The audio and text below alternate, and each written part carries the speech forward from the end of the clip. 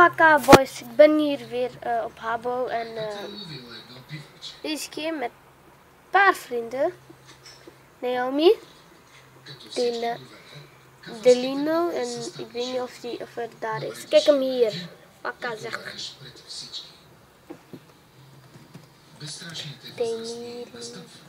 Danilo, kom ik weer. И принуждават лъвовете да се оттеглят.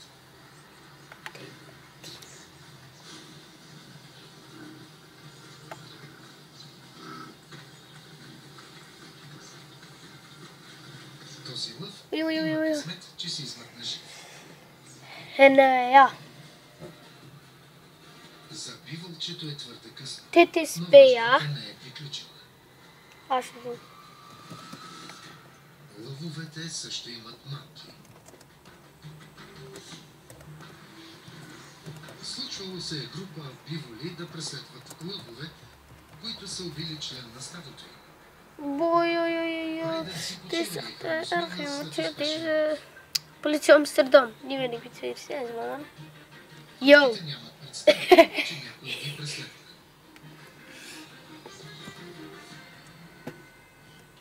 Nee, joh.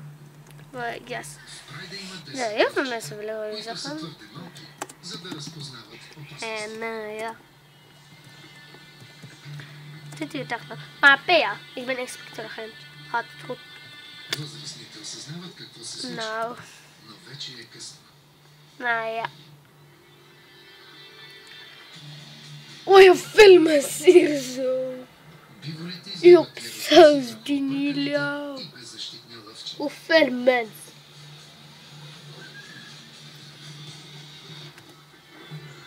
Майките отчаяно се опитват да отвлекат вниманието на побеснелите гиганти, но древопасните са повече и по-силни от тях.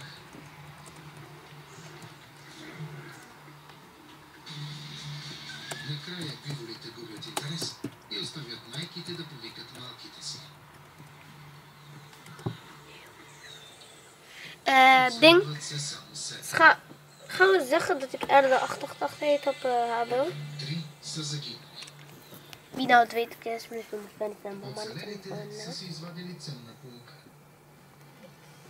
Maar, Животните трябва да стоите oh вече ja. от най-опасните говеда на света. Ik ga even die gaten doen, hoor.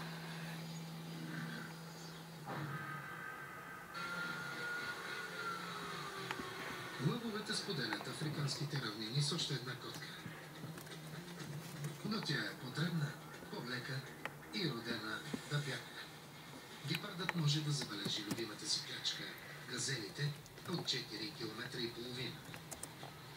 Ускорява от 0 до 96 км в час за 3 секунди.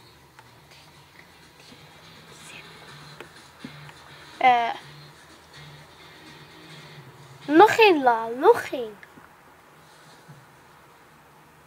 С едно мощно ухапване, гепардът притиска трахеята на газелата и я задушава като по учебник. Ja, het gaat wel goed, papa. Dan is er dus een bommetje in de moeder. Ik ben bij Bea. Kijk op mijn status, brada. Bea inspecteur 3, GVD. Поредното DV. рутинно убийство. Dag 2.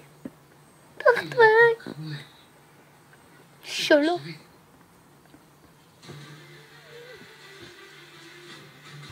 Ik ga naar hem respect sturen.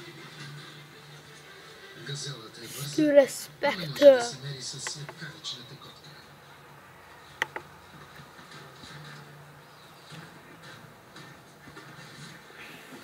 Улавянето й е лесно, а убийството Mag ik mezelf promoveren op een ander account?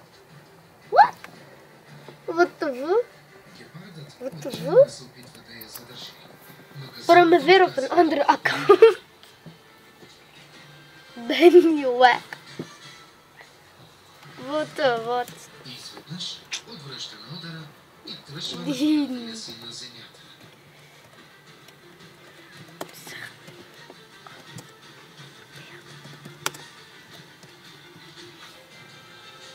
Каква е полуката? Nou ja, je Скоростта не е dat. всичко.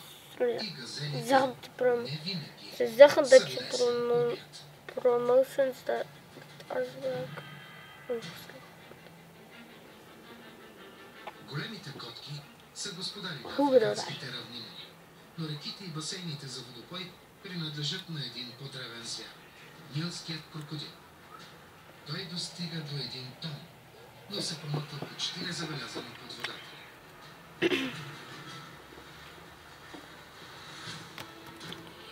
Крокодилът се усъвършенства в устройването на засадите. Да, я, Изтласква се напред с мощната си опръшка и изключва челюсти в една от най-силните захапки в света.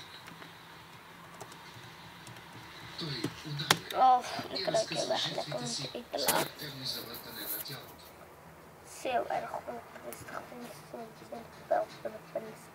За повечето си животни влизането в водата не са огромен риск. Има един звяр, който споделя африканските рискове и никога не отстъпва. Ой, ман. Хипопотамът.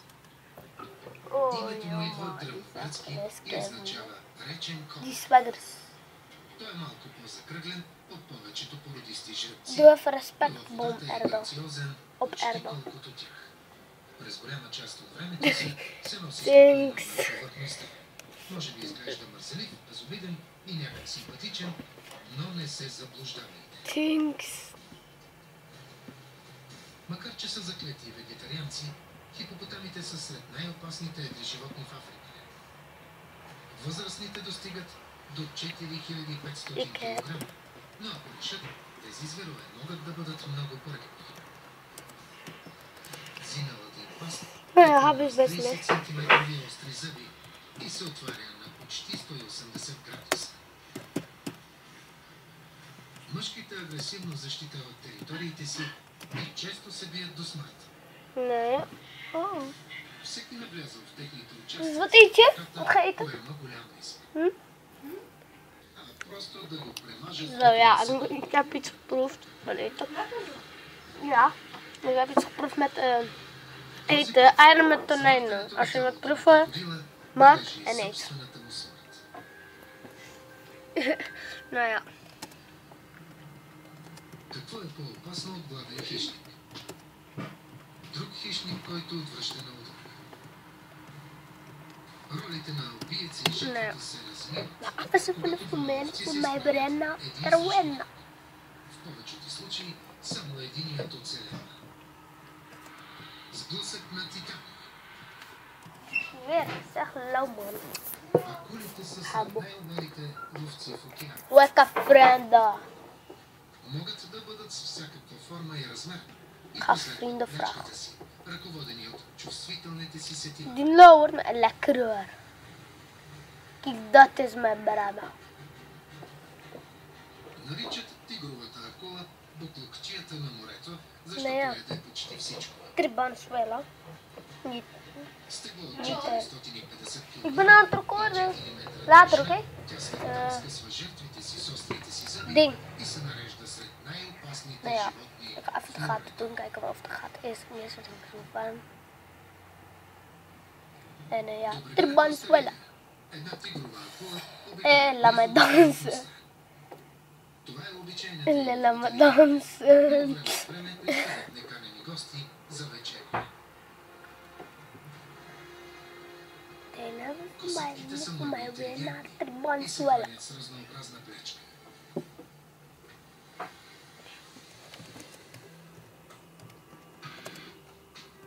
Това стадо кръстосва океана в търсене на плячка.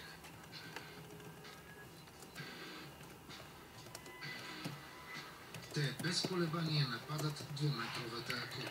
Nog iemand is aan het chatten en ik kan niet zeggen, hij wil het denk ik hij Морските zeggen. делфини Nee, обръщат maar ik жертвите kan nu си. even geen training geven vandaag. В това Even iemand положение anders. тя изпада в замаяно състояние, наречено тонична Tribban неподвижност. swella. Не Lekker може да реагира, Naomi. когато косатките я захапват. Tribban swella. И така самият Niet voor mij пикотчия на winnen. морето Er се winnen. превръща в отпадък. Всички акули заслужават уважение, независимо от размера си. Дори и тази. Това е еднометрова акула, наречена морско куче. Днес тя се приготвя за нека пихтиеста закуска. Гигантски тихоокеански октопод. Най-едрият сред средиземноморските. Ама ти за толкова пай. Гени! Nou ja, hier informatie. Bij drankchef. Oh. Oh. Oha.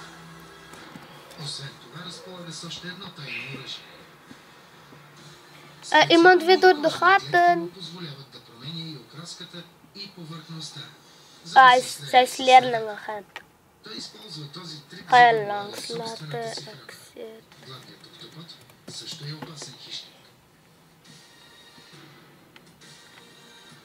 Raak niet meer bij de tv.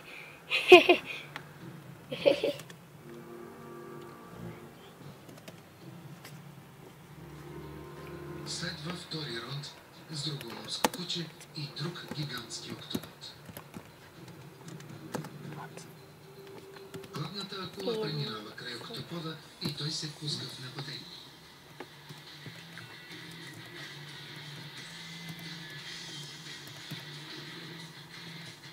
Рибата е обвита от 8 пипала, осеяни с вендузи.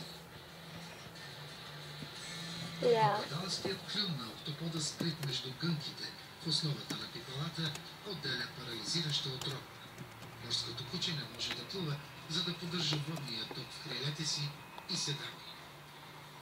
Осморъкият боец победи в хищническата схватка.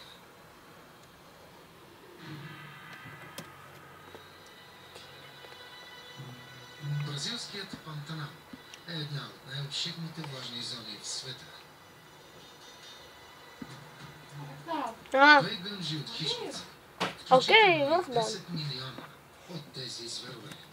Това са каймани, близки братовчеди на американските алигатори.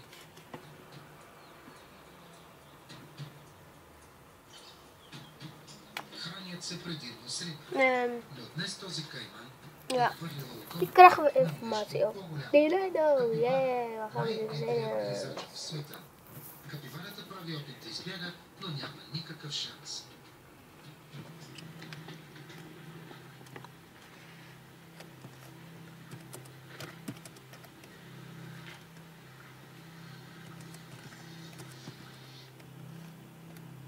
Вече сит. Кайманът си почва без да подозира, че наблюдава друг светът. Тебнещ, потресавище. Жълтата анаконда. Тя е огромна, силна и достига 4,5 метра дължина. Анакондата е безшумен, уединен биец и се чувства у дома си във водата. Тя тихо се приближава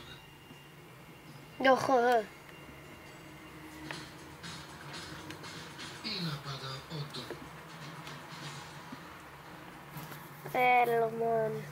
Змията безмилостно затяга хватката си, изцеждайки последния възможния.